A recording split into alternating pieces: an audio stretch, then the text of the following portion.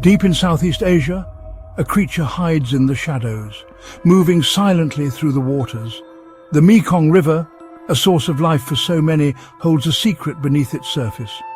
This river, stretching over 4,350 kilometers, is one of the most biodiverse in the world. The water is dark and the currents are strong. Here, a giant lives, navigating the depths with ease.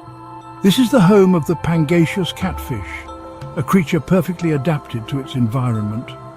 Picture a fish with a flat head and a long, smooth body. Its appearance is both unique and fascinating.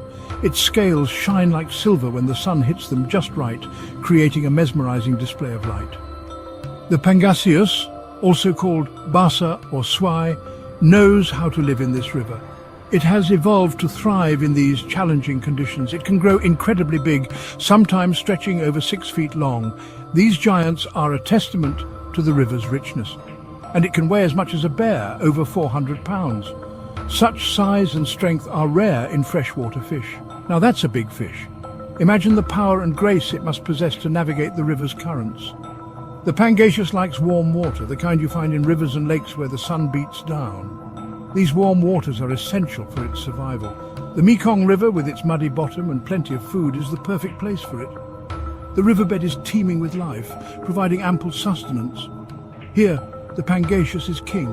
It reigns supreme in its underwater domain, a true giant among fish. It's a hunter, eating smaller fish, crabs, and even bugs. Its diet is diverse, allowing it to thrive in various conditions. But even this giant isn't safe. The river's changing environment poses a constant threat. People fishing too much and ruining its home are putting the Pangasius in danger. Its future is uncertain. Conservation efforts are crucial to ensure this magnificent creature continues to thrive. The Mekong River, shining like a silver snake, flows through Southeast Asia. This majestic river stretches over 4,350 kilometers, winding its way through 6 countries: China, Myanmar, Laos, Thailand, Cambodia, and Vietnam. It is one of the most biodiverse rivers in the world, home to thousands of species of plants and animals. It's a river that gives life, supporting millions of people and animals. The river's waters are essential for agriculture, providing irrigation for vast fields of crops. Fishermen rely on its bounty to feed their families and sustain their livelihoods. The Mekong Delta, a maze of rivers and rice fields, is especially important for the Pangasius. This region, with its intricate network of waterways, is a vital habitat for this unique fish species. This area, known as Vietnam's rice basket, is perfect for the Pangasius to grow. The nutrient-rich waters and abundant food supply create an ideal environment for the fish to thrive.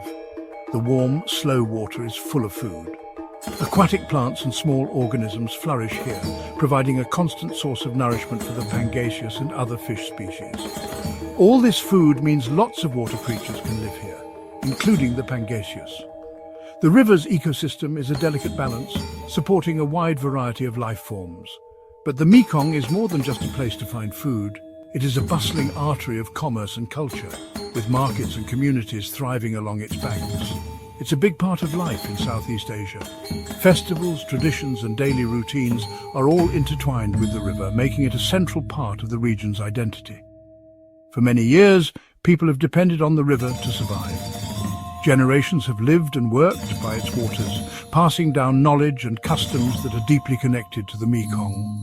The Pangasius, especially, has been important to the history and economy of this region. Fish farming has become a significant industry, providing jobs and food for countless families. Today, the Mekong is in danger. Pollution from industrial and agricultural activities threatens the water quality, endangering the health of the river and its inhabitants. Pollution, dams, and a changing climate are all hurting it. The construction of dams disrupts the natural flow of the river, while climate change leads to unpredictable weather patterns and water levels. The future of the Pangasius, just like the river itself, is uncertain.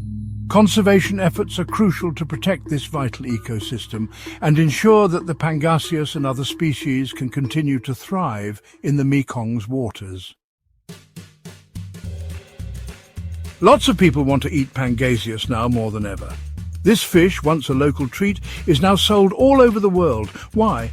It tastes mild, it's firm, and it doesn't cost too much. Farming Pangasius has become really big in Southeast Asia. It makes a lot of money, billions of dollars every year. Millions of people rely on Pangasius farming to make a living. The growth of Pangasius farming is amazing. In just a short time, it's gone from something small to a global business. Huge ponds and cages are everywhere, each one filled with thousands of fish. But not everyone is happy about this. Some people are worried about what Pangasius farming is doing to the environment. Fish waste, polluting the water, and the use of medicines for the fish are just two of the problems. The wild Pangasius is in trouble. There aren't many left. People fishing too much is the biggest problem. Everyone wants this fish. Fishermen using bombs and poison are making things even worse for the Pangasius, and it's not just fishing. Dams, built to make power and water crops, are blocking the Pangasius from swimming where it needs to go. Cutting down trees and pollution are ruining its home. A group called the International Union for Conservation of Nature, IUCN, says the Mekong giant catfish, one of the biggest freshwater fish in the world, is critically endangered. That means it's in serious danger of disappearing. People are trying to save this special fish. Stricter rules for fishing, cleaning up its habitat, and teaching people about the problem are all important if we want to see the Pangasius survive. For a very long time, the Pangasius has been special to the people of Southeast Asia. In Cambodia, the giant Pangasius means good luck and wealth. Fishermen used to have big ceremonies before going out to catch this special fish. These old rituals show us how connected humans are to nature. They remind us that we are part of nature, not separate from it. But these traditions are fading away. As the Pangasius gets harder to find in the wild, so do the customs that go with it. Losing this species would be terrible, not just for nature, but for the culture of this region. It shows us that what happens to the Pangasius affects us too. We have to act now to save this amazing creature, for its sake and our own.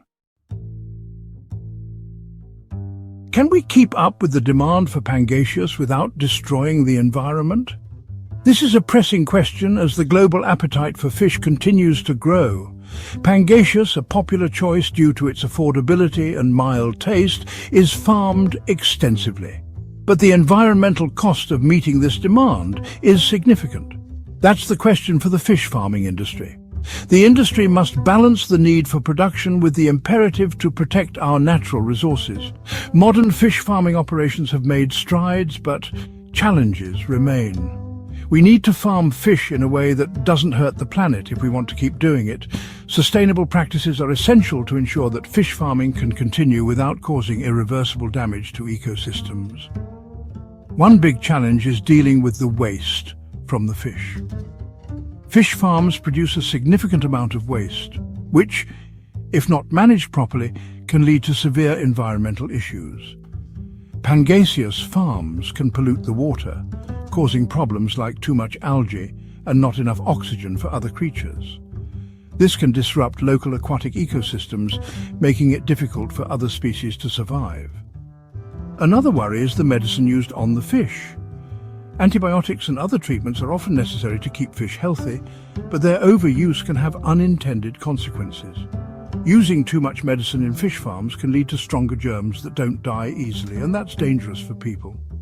Antibiotic resistance is a growing concern, not just in fish farming, but across all forms of agriculture. The good news is that there are answers. Innovative techniques and sustainable practices are being developed to address these issues. By adopting these methods, we can reduce the environmental impact of fish farming. We can farm fish in a way that's better for the environment.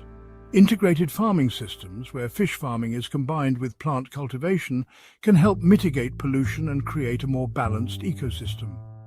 For example, we can combine fish farming with other types of farming to reduce pollution and create a healthier environment. Aquaponics, which integrates fish and plant farming, is a promising solution that benefits both fish and plants. Using medicine responsibly is also important. Farmers need to be educated on the best practices for administering treatments to minimize the risk of antibiotic resistance. Farmers need to use the best methods to avoid using too much medicine and stop the spread of resistant germs. By implementing these practices, we can ensure the long-term sustainability of fish farming and protect public health. Is it safe to eat Pangasius? People are talking about that. There are worries about bad stuff in the fish, like mercury and PCBs. These things can build up in the food chain and be dangerous for people to eat. The Mekong River, where most of the world's Pangasius is farmed, is very polluted. Factory waste, chemicals from farms and sewage all end up in the river, making the water and the fish dirty. But remember, not all Pangasius is the same. How the fish is raised makes a big difference in how safe it is. Look for Pangasius that has a special label from a trusted group. These labels mean the fish was raised in a healthy and sustainable way. The future of the Pangasius depends on us. We can make a difference when we buy seafood. By choosing sustainable seafood, we can help reduce the pressure on wild fish and support responsible fishing. Look for the blue label from the Marine Stewardship Council, MSC, on Pangasius. The MSC is a group that makes sure fish is caught in a way that doesn't hurt the ocean. You can also support groups that are working to protect the Mekong River and everything that lives in it. The Mekong River Commission, MRC, is a group of countries that work together to manage the Mekong River. Every choice we make, even small ones, can help. Together, we can make sure the Pangasius and the people who rely on it have a bright future. The Pangasius catfish is more than just a fish. It represents the Mekong River and the people who have lived along its banks for hundreds of years. Its story is one of survival, adapting to change, and the delicate balance between humans and the natural world. The problems facing the Pangasius are complicated, but we can solve them. By working together, we can find ways to protect this special fish and the people who depend on it. The fate of the Pangasius is in our hands. Let's make good choices. Let's choose a future where the Mekong River is healthy and full of life for many years to come.